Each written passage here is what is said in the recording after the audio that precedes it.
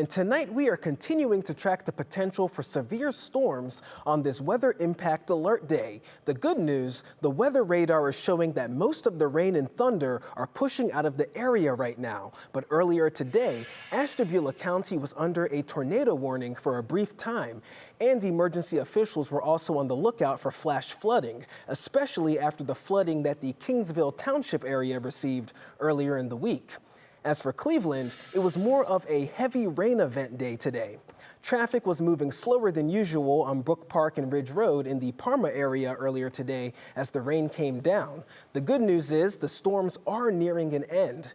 Meteorologist Anthony Copeland is here tracking it all. Anthony, what's your outlook?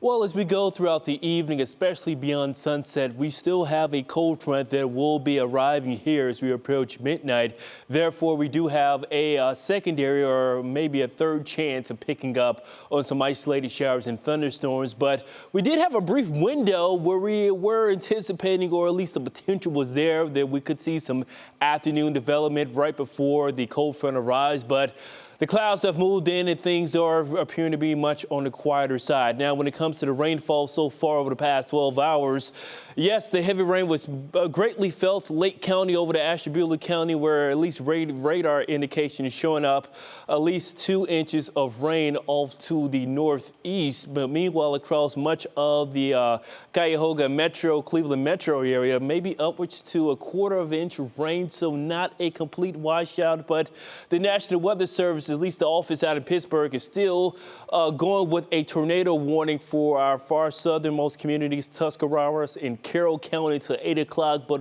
really, the atmosphere has not recovered all that greatly because of the cloud coverage. We still have a lot of warmth and humidity to play with, and it's going to trigger another round of showers and thunderstorms with our next inbound cold front that will be arriving deeper into the evening and overnight. So if you have any evening plans, make sure you have the umbrellas, because showers will be likely approaching 9 and 10 o'clock, but luckily it will be happening after sunset, meaning less energy in the atmosphere. So coming up, a much cooler day for your Sunday, and also the updated look at your 4th of July forecast coming up.